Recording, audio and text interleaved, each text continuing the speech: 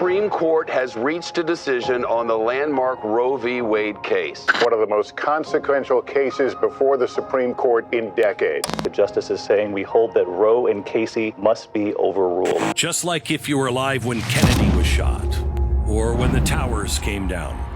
I think we're all going to remember where we were the day our Supreme Court overturned Roe versus Wade. What has happened with the Dobbs case? We have Roe versus Wade overruled. Oh my gosh. It's a miracle. Millions of babies now will be given the chance at life. But SCOTUS's recent decisions regarding abortion and the Second Amendment rights will only push the far left into overdrive. They've been developing plans to fight back at the cost of your freedom for a while now. Tonight, I'll show you how they do it. I'll show you the way Biden plans to destroy the judicial branch from within. How the bottom-up riots could ravage America once again, and how they have a real desire for revolution. Tonight, Summer of Rage, the real extremists who threaten the Republic. Hello, America. Just before I went on vacation, I just got back this week. I'm at my ranch in Idaho for a few more weeks. But something happened right before I left for vacation. That day, something I never expected. I was shocked when I was on the air covering it. Stu said to me right away, we both talked about this, Glenn, for the last 20 years. It'll not happen in our lifetime. The fact that Roe versus Wade and the taint of murder and death as federal law was finally overruled by the Supreme Court, it was breathtaking. And the first thing I did, I think, because I was speechless, I just said a prayer. Thank you. And forgive us for our sins. Forgive us. It took us this long to do it. So while I was processing that this isn't the end of abortion, but this is the biggest step I never thought would happen in my lifetime. And then I thought, when I said, you saw it just there, oh my gosh, I was thinking, what is going to happen on the streets? Because a good crisis can never go to waste. This is what the left utilizes. They take moments like these as a catalyst for fundamental change.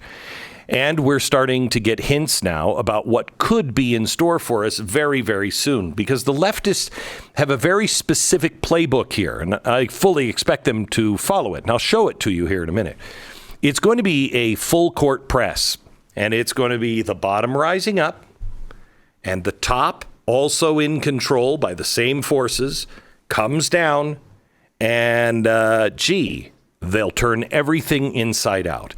Everything that I talked to you about if you watched me on Fox years ago, was top down, bottom up, inside out. This is the moment, I believe. Tonight, we're going to show you the clues that they're leaving behind, who is involved, and what their ultimate goal is. First, from the top. Have you heard the insane rhetoric from the officials in Washington, D.C. regarding the Supreme Court? Nancy Pelosi is called the highest court of the land, quote, an extremist Supreme Court. Oh, wow. I'll show you more about why they're saying these things later in the show. But talk like this has two purposes. One, it is a warning as what they're planning to do.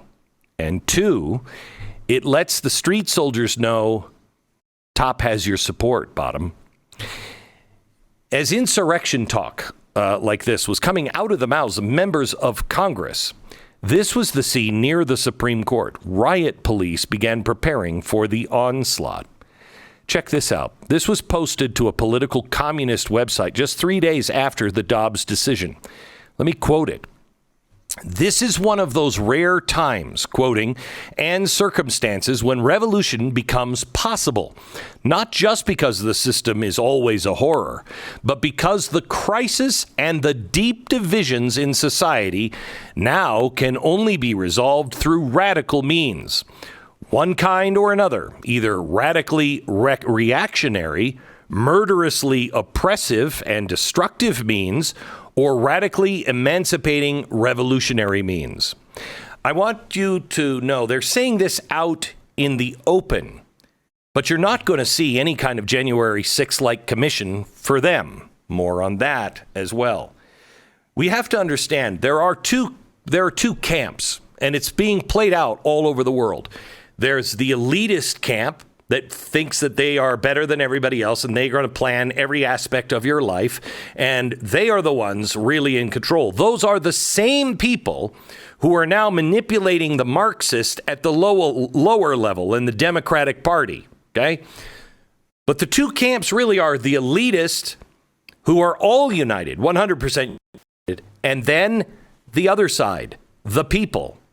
The people, half of them don't understand they're being used and manipulated. It's a red herring.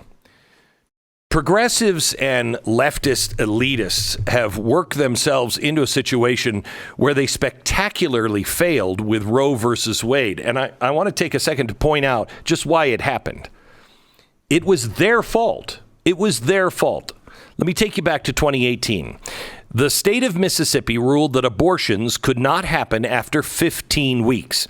Now, that is the standard in Europe. In fact, other countries are much, much harsher on that, going down in weeks. 15 weeks is what they have in France.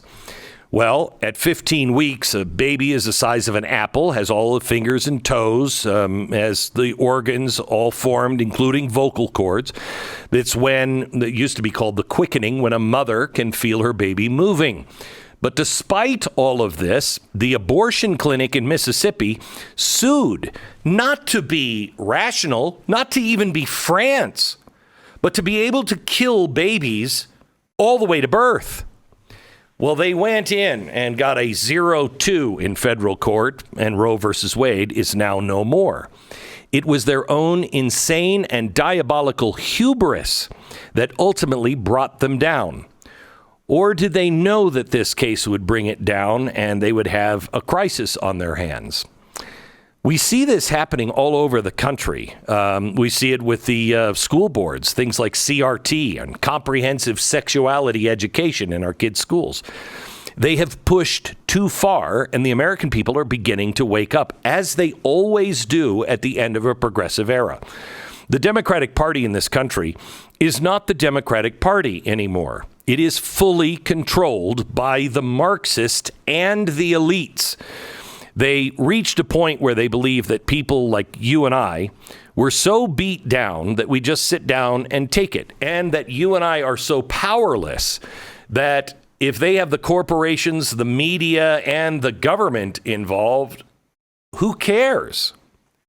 Well, I think the American people care, and I think the people around the world care. We're not going to be spectators and watch them slowly dismantle our country. Now, this happened before.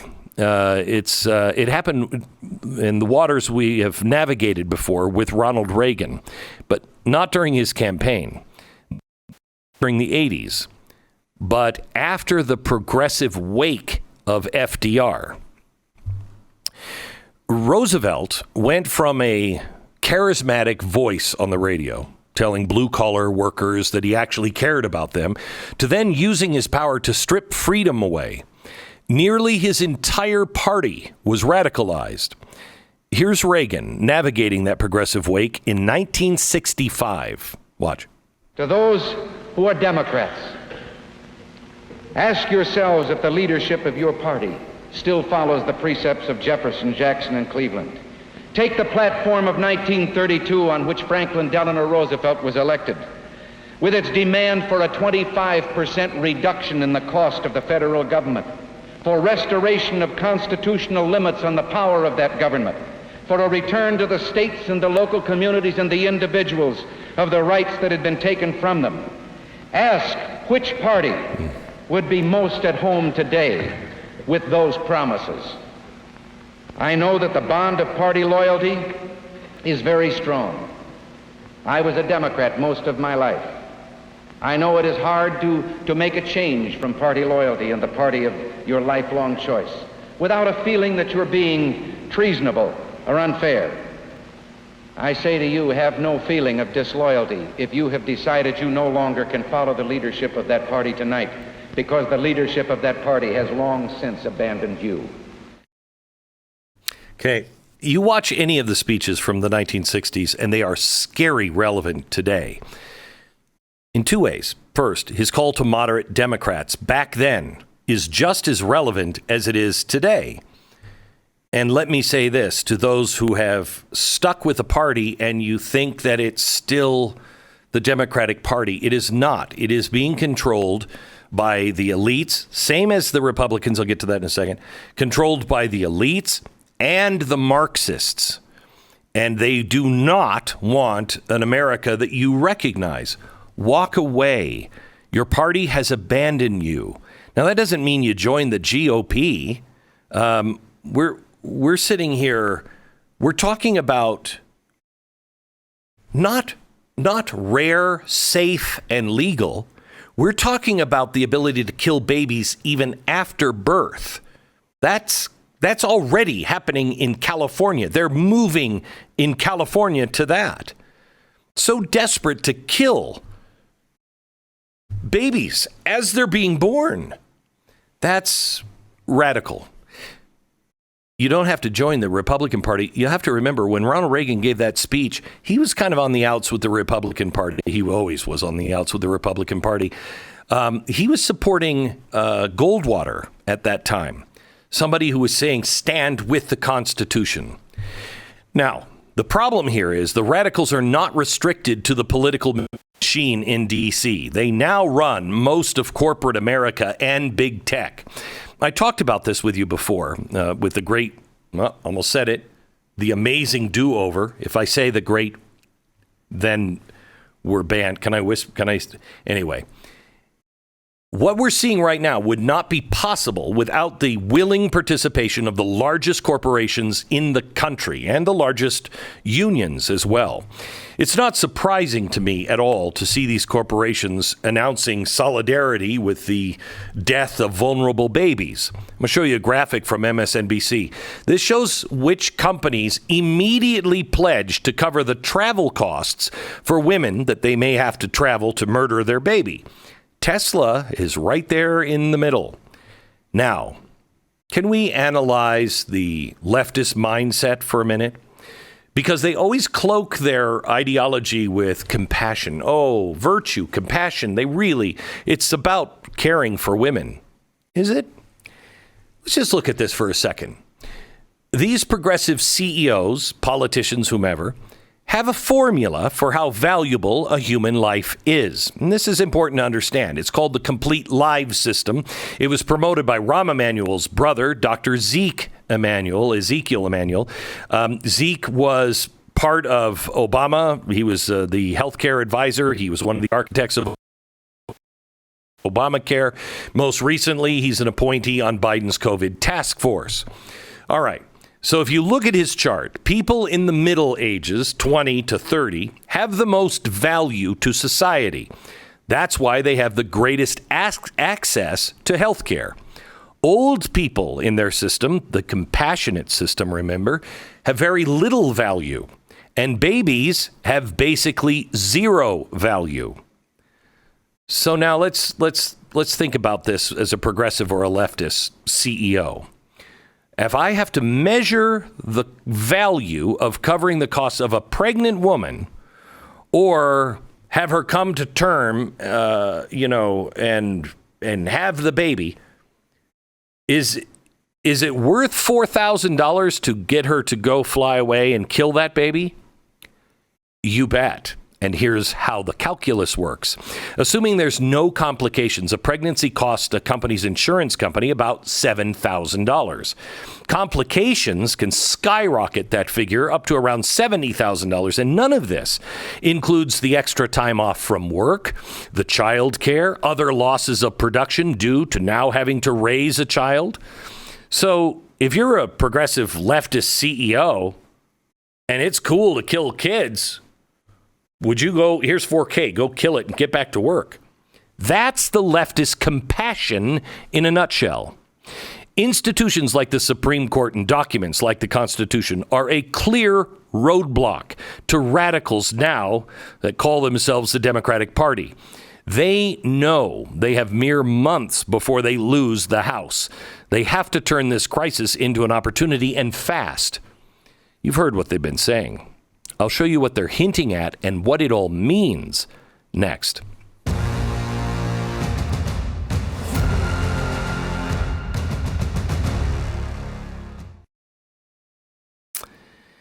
So I am up here at the ranch where I raise cattle, and I'm living with 500 other families in this small little American town. And the farmers are struggling and the ranchers are struggling. We have seen massive wins for the American family recently. And maybe that pendulum is starting to swing back. I think it is starting. Will it get any strength? Swinging back towards genuine American values. The kinds of values that, you know, would bring you around the dinner table to have dinner. Be decent to each other. Treat people and the land the way you should. There is one company that is, they're ranchers and they are struggling. They're Americans. And they have been fighting big beef, big meat coming in from China and South America for a long time. I think one thing we have learned is we not only have to be better people and better stewards, we also better make sure we take care of the people that are feeding us and keeping us healthy here in America, not shipping it overseas. I'm talking about Good Rancher. Good Rancher delivers a 100% American meat experience to your door. The guarantee that the meat is born, raised, and harvested right here in the United States, so you know where it's coming from, and more importantly, you know who you're supporting. Every cut is aged to perfection. Every box is superior in quality, flavor, and value. Please check them out. You can save a lot of money. If you use the promo code Glenn, you'll get $30 off your order, plus get free express shipping. You can make the gatherings at the table common again and have some good meat to go with it. Good Ranchers. Take advantage of this offer before it's gone. Go to goodranchers.com/Glenn. Start bringing people to the table now. goodranchers.com/Glenn.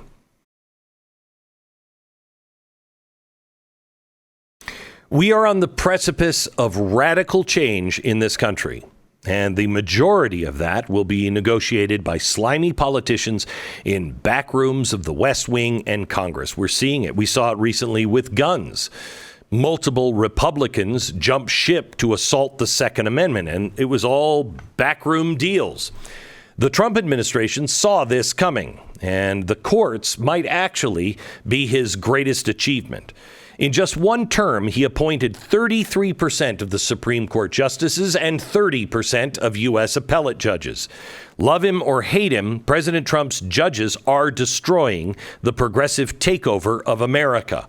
Roe versus Wade is the biggest, but one day before the Supreme Court protected the Second Amendment.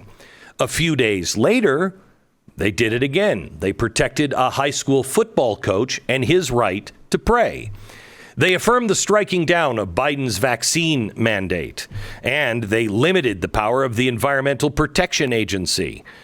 This is the situation the left now finds themselves in, and they are terrified because the law is no longer with them. So why is it they're so scared? Well, for the very first time, the people are freer, especially on religion, We are now freer than we've ever been in my lifetime. The government is retracting rather than expanding. And I mean, it's not getting smaller, but its fingers are being slapped and told to back off. And this is being done while the Democrats hold every level of government. That means their only option now is to try to utilize as many levers as they can before they lose the House in just a few months. And that's why the top-down assault is beginning. On the day the Roe versus Wade decision came down, the Attorney General announced government resistance from the United States Justice Department. Top down. Seriously, listen to this quote. The Justice Department will use every tool at our disposal to protect reproductive freedom. And we will not waver from this department's founding responsibility to protect the civil rights of all Americans. But wait a minute. The Justice Department is supposed to protect and defend the Constitution and enforce the laws. And the laws decided by the Supreme Court. You want to fight it, then you have to fight it with a constitutional amendment, or you fight it locally in the states, because that's what the Supreme Court said they needed to do. So the Supreme Court, the guys that interpret the Constitution, ruled killing babies is not a right. So now we have the highest court in the land and its own federal government, the DOJ, looking into ways to subvert the government. Boy, that sounds like an insurrection. But I'll wait for the committee. I began warning that the filibuster would be a prime target when Democrats took the Senate immediately after the Roe versus Wade decision came out. Journalists like this one began to put pressure on Biden's stance on ending the filibuster. That's step one. If anything transformational is going to happen for them now, the filibuster has to come down. They can't get the 60 votes. And wouldn't you know it, just a few days later, Biden began to change his tune. He said he would make the exception just to codify Roe versus Wade. But we all know that gutting the filibuster is just the gateway drug to upend the entire system. So upending the filibuster, changing the makeup of the Supreme Court, these are all end of republic moves. If they can end the filibuster, it's going to be a progressive bonanza, knocking down one extreme issue after the next. And it's pretty obvious what their top priority will be. Here's Nancy Pelosi. There's no point in saying good morning, because it certainly is not one. This morning, the radical Supreme Court is eviscerating Americans' rights and endangering their health and safety. But the Congress will continue to act to overcome this extremism and protect the American people. This is amazing. The radical Supreme Court, they're endangering lives. Okay, let's go to Senator Warren. This court has lost legitimacy. They have burned whatever legitimacy they may still have had after their gun decision, after their voting decision, after their union decision. They just took the last of it and set a torch to it with the Roe versus Wade opinion. I believe we need to get some confidence back in our court, and that means we need more justices on the United States Supreme Court. It's amazing to me. Okay, so it's radical, it's endangering people, and now it's illegitimate. And I love this reasoning. I mean, so it's illegitimate, so we make it bigger by packing it with more judges. And judges that our side gets to pick. Okay, that makes perfect progressive sense. When you see something that's not working, double down, make it bigger. That's what we're doing. All right, so we all knew we were leading up to this. We all knew that packing the Supreme Court wasn't going away, but now they feel the urgency to get it done. Now they have the crisis to do it. Did you hear what Biden said a couple of weeks ago in Spain? Watch. The one thing that has been destabilizing is the outrageous behavior of the Supreme Court of the United States on overruling not only Roe v. Wade, but essentially challenging the right to privacy. We've been a leader in the world in terms of personal rights and privacy rights. And it is a mistake, in my view, for the Supreme Court to do what it did. Wow. So let me see if I have this right. Biden just called the United States Supreme Court destabilizing. I remember a time in the not too distant past where no American president would talk about our internal politics outside of our nation. He just said that our Supreme Court is destabilizing to an international crowd at a NATO summit. Just when I think there's no way he can reach a new low, they send President Pudding out to Madrid. Embarrassing? Yes. Dangerous beyond measure. But it does give us a glimpse into what's being said within the secret meetings and the heads of the people in the West Wing and in Congress. This is what they want. First, it will be the filibuster. Then it'll be Roe versus Wade. Then they'll pack the court. Then whatever the heck they want. I mean, maybe they'll have time to federalize elections and make sure their majority stays intact forever. But they cannot fly it alone. They need a powerful street movement. The top is coming down. Now they need something so CNN can point their cameras selectively, of course, and claim that everything is going mostly peaceful. Yeah, pay no attention to the fire behind me. It's mostly peaceful. And that is exactly how top down, bottom up works. The people in the street first have to know there is support from the government. Sometimes it's even goading them on. See this turnout here? You ain't seen nothing yet. Women are going to control their bodies no matter how they try and stop us. The hell with the Supreme Court. We will defy them. Women will be in control of their bodies. And if they think black women are intimidated or afraid, they got another thought coming. Black women will be out in droves. We will be out by the thousands. We will be out by the millions. We're going to make sure we fight for the right to control our own bodies. Okay. You haven't seen nothing yet. To hell with the Supreme Court. We will defy them. We will be out by the millions. We will fight. I guess insurrection is cool and in fashion as long as you're on the left. Here's Lori Lightfoot. If you read Clarence Thomas' concurrence, he said, thank you, Clarence Thomas. He thinks that we are going to stand idly by when they take our rights. So, F. Clarence Thomas and the mob roars. The mob is gathering. They're making their plans, and it is highly organized. Back in a minute.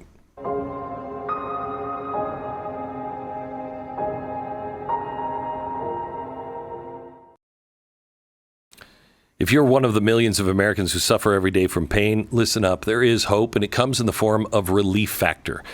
Every day I take my Relief Factor. Every day. I take it 3 times a day. I was just looking on my desk for my nighttime dose, but then I remembered I took it at dinner. Right now, you can find relief. I should say 70%. Odds are you're going to find relief with Relief Factor. It's not a drug, so it's not going to whack you out, make you drowsy.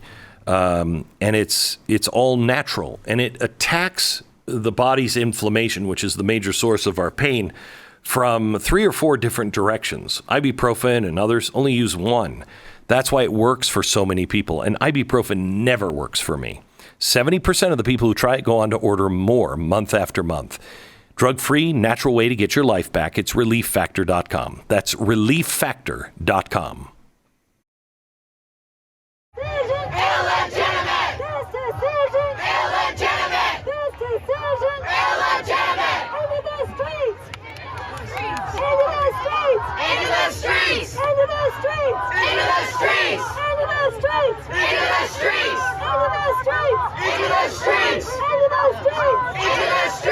Important. That was AOC with protesters outside of the Supreme Court the day the decision came out. They were calling the Supreme Court and their decision illegitimate, and the woman leading the chants said to get the, quote, into the streets.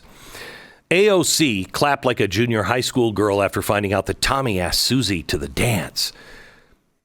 But it's really important that you see this video. More on the woman holding the megaphone in just a second. It's not just the members of the government that are goading on the foot soldiers and bringing them into action. The government is sending the message, we have your back. But remember, like I said at the beginning of the show, there are really a couple of things going on. They're pitting us against each other. It is the elitist with the money using the revolutionaries to get their real agenda and the real change. It's coming from all over. I want to play Samantha Bee. It's not just about voting in November. It's about doing everything in our power to protect and help vulnerable people access abortion across state lines.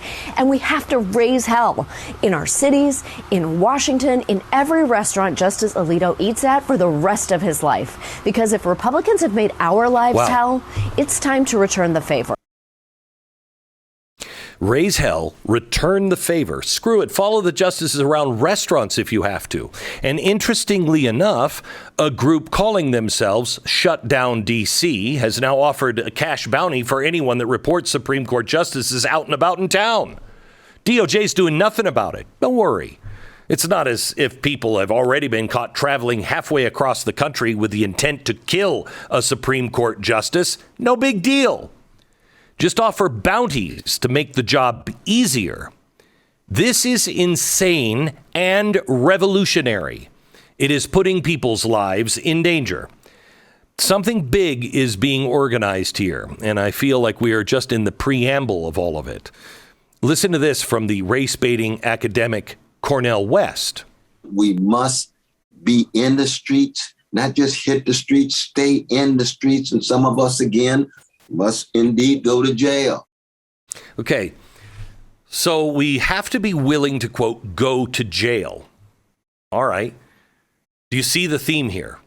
Street activists are being told to get into the streets, stalk the Supreme Court justices, and go to jail. Now, if you're a young leftist activist, what do you think they're thinking right now? If they're not already radicalized, it seems like the plan is to get them there quickly, doesn't it? This past weekend, the Women's March kicked off what they're calling the Summer of Rage. The sign-up page on their website asked the question, quote, "Are you ready to throw down?" Near the bottom of the page, the Women's March categorizes the attendees on whether or not they're willing to get arrested. Well, they also held an invite-only webinar last week to make preparations.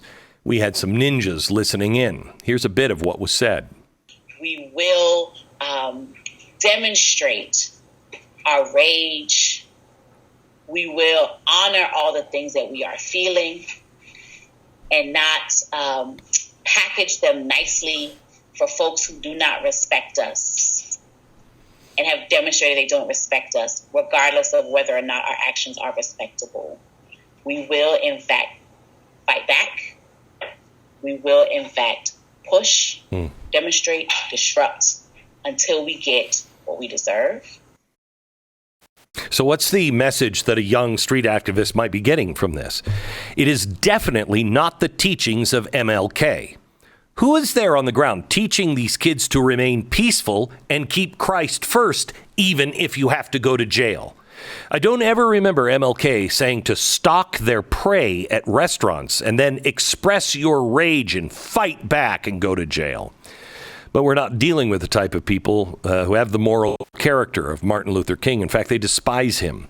We're dealing with a highly organized and radical leftist machine, and they're building something here. Now, let me take you back to that video I showed you from Cornel West saying that you have to be willing to go to jail. Okay. That was pushed on social media by a woman named Sansara Taylor. In this tweet, she calls West brother Cornel West. Well, Sansara was also, happenstance, the woman with the megaphone leading AOC in chants that the Supreme Court was illegitimate and for people to get out in the streets. So who is this woman? Well, do you remember that quote from the communist website that I read at the top of the show? The one that said, "Now is the time for revolution." The one that also said that the means they should do it would be by, quote, either radically reactionary, murderously oppressive and destructive means or radically emancipating revolutionary means. Well, this comes from an organization that Sunsera is affiliated with, the Revolutionary Communist Party.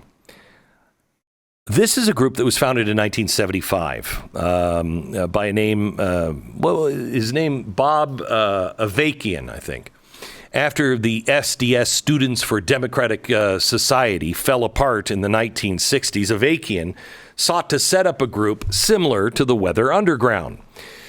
Oh, he looks good. He looks just like a preacher now, doesn't he?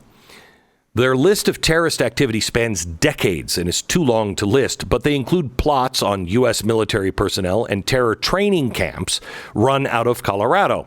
These guys are serious and they're nuts. If you ever wondered where the old SDS Weather Underground radicals went, the ones that didn't get arrested, there they are. Now, here's an article back in 2014 asking the question, what the heck is the Revolutionary Communist Party doing in Ferguson? But the truth is, they've been inciting riots all over the country. Just nobody is holding them responsible. They were specifically spotted and called out in the 2016 riots in Cleveland. Also at Black Lives Matter demonstrations in Milwaukee.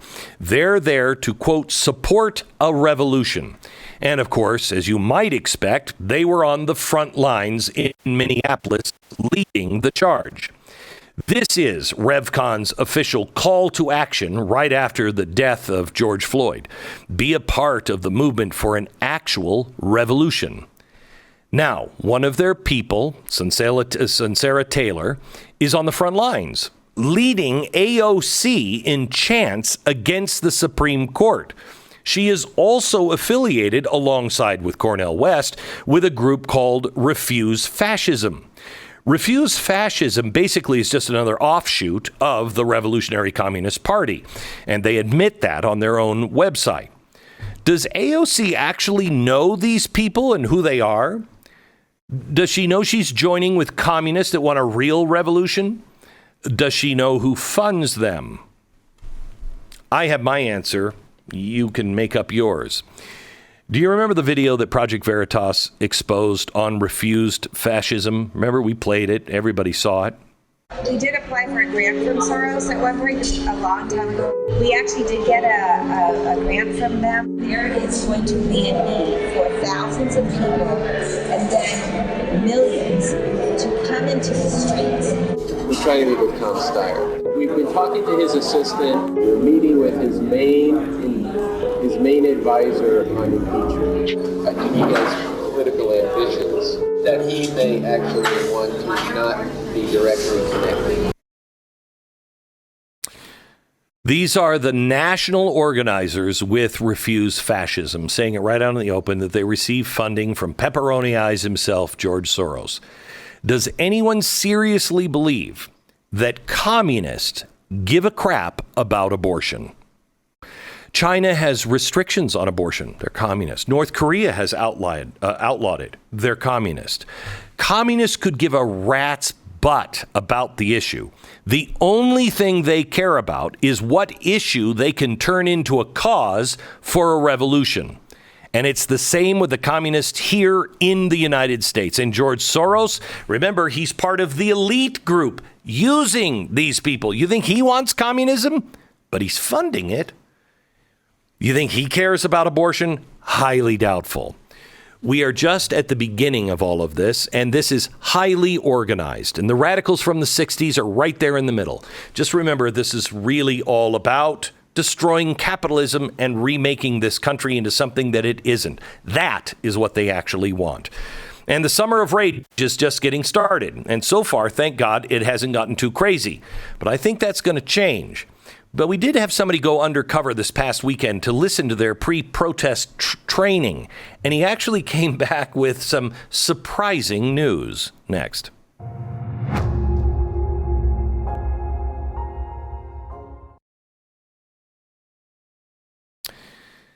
If you're a dog owner like I am, you want to give your dog the best treatment. You want him to, or her, live a long and healthy life. I have to say, I don't have proof of this other than just watching him. I think Uno has probably had at least an extra year because I've been feeding him rough greens. It has changed his life and changed his attitude towards the day. He gets up in the morning with me. It's like 4 o'clock in the morning, and he runs to the bowl like, "You're going to feed me now, right?" It is a really, really good supplement that you sprinkle on top of whatever you feed your dog. It's full of vitamins and minerals and probiotics and antioxidants. Basically, all of the nutrients that are missing out of most dog food. They want to give you a free sample bag just to make sure that your dog likes it before you buy anything. If your dog likes it, order the bags and start feeding him rough greens every day. It is fantastic. Roughgreens.com/Beck. 833-GLEN-33. And to all these Supreme Court justices who think they're going to go out and just go on with life as usual, it's on sight. No peace. No peace. And to the Democrats, it's past time to stop being polite. So this amazing speech is the beginning, day one of the Summer of Rage. The night before, there was something else scheduled in Washington, D.C., and it was a training session with these people scheduled for the little street warriors. I'm going to show you something from their website for people that were signing up. It says, quote, "I'm interested in risking arrest, and I agree to attend the training in person in D.C., the 6 p.m. Eastern, July 8th, plus the action on July 9th. Well, it to me sounds like the social event of the year, so we thought we can't miss out on all the festivities. We decided to send the most anti-woke guy we know, just to hang out, just a bit with some of the most woke people in Washington, D.C. Our suggested icebreaker was to walk in and say, "Hello, fellow revolutionaries." I don't think he did that, but I thought it was excellent advice. BlazeTV contributor for Fearless with Jason Whitlock, columnist for theblaze.com, Delano Squires is here to tell us what he saw. First of all, Delano, this happened at a church, right? Yes, that is correct, Glenn. It happened at a church in Northwest D.C., in a very wealthy, well-to-do part of town. It's a Unitarian church, so they had all of the rainbow flags flying. So you could get a sense of what this church believed. It was a very nice, looking building, and probably had about 250 people there. I sat in the balcony, and it was packed, and people were excited about the event that was taking place the next day. So what did they talk about with those who attended? It was this, because I think somehow or another they think that they're acting like Martin Luther King, and they're in the middle of the civil rights movement. What were they talking about? What did you learn? So when I first heard about the event, right, I saw the flyer. It talked about Summer of Rage. And the person on the flyer looked pretty menacing. So I came prepared for whatever may take place. I had my pocket knife on me. I had some other things that I could use in case, things went sideways. But honestly, the people there, Glenn, these people wouldn't bust a grape, Glenn. They were not, they were fairly harmless. There was a lot of rhetoric, a lot of chanting, the typical stuff you'd hear, my body, my choice. That type of thing. There was an icebreaker in which everyone had to say their name, where they were from, and why they wanted to participate in the march. That part was difficult for me because I stayed in character. I said that I'm a dad, and I feel bad that my daughter has fewer rights than her grandmother. Right? So I played the part, but it was a fairly tame crowd. And one thing you said is correct, though. I think they see themselves as operating in the same spirit of Dr. King and the civil rights movement. And I think even the potential of risking arrest and the training was for people who were open to that. No one was required to risk arrest, but even that training in terms of, going to the White House, not moving when told to move along, tying a green bandana on the White House gate, and just sitting down and allowing yourself to be arrested, I think they saw themselves as operating in that same spirit. And this is where, freedom can go sideways, because what Dr. King and the civil rights, generation was doing was marching for true freedom. And what these people are doing is conducting a death march. So is this something that you, first of all, what was the makeup of the crowd? Was it, I'm guessing, mainly white female liberals? You got it, Glenn. So I'd say about, okay. I'd say there was about 250 people there. I'd say at least 75 to 80% white, 90% female. I bet at least 85% with some college education. There were a couple of guys. I sat in the balcony. I saw a guy across on the other side, in the other section of the balcony, who had on a March for Our Lives T-shirt, a blue T-shirt, and obviously that's the sort of activist movement that is protesting, or lobbying for additional gun control laws. That was pretty on brand, because these people don't see, any issue with advocating against the Second Amendment and for abortion. They obviously fell asleep during constitutional law class. So yes, it was the exact type of crowd you would expect for this type of event. So this is confusing, because the 60s radicals and the Marxists want to overthrow the United States. And the Summer of Rage comes from that movement. And it's not usually done by a bunch of really nice, uptight people. It sounds like the rhetoric doesn't match who was showing up. Does that make sense? Yes. I think that's an accurate statement. That the rhetoric does not match. I mean, the flyer was by far the most intimidating part of this entire experience. But I think these people were true believers in the sense that they see abortion as a fundamental human right, quote unquote, and they want to do their part in protesting and marching to ensure that the next generation of women have just as much right to kill their offspring as the previous generations of women. But this was not in any way, shape, or form. This is not your Antifa black bloc training ground, right? As I said, these people were relatively harmless. Yeah. And I think if a mouse scurried under any of the pews, the entire church would empty out in about 5 seconds. So to your point, I think, again, the rhetoric was a lot hotter than the actual action. I will tell you that it is remarkable to me, I'll end where I started, that this happened at a church. How far we have all fallen, and good is evil, and evil is being taught as good. Delano, thank you so much. We'll talk to you again. Thank you, Glenn. I used to always quote Thomas Jefferson: question with boldness, stand in the truth, and speak without fear. Good night, America.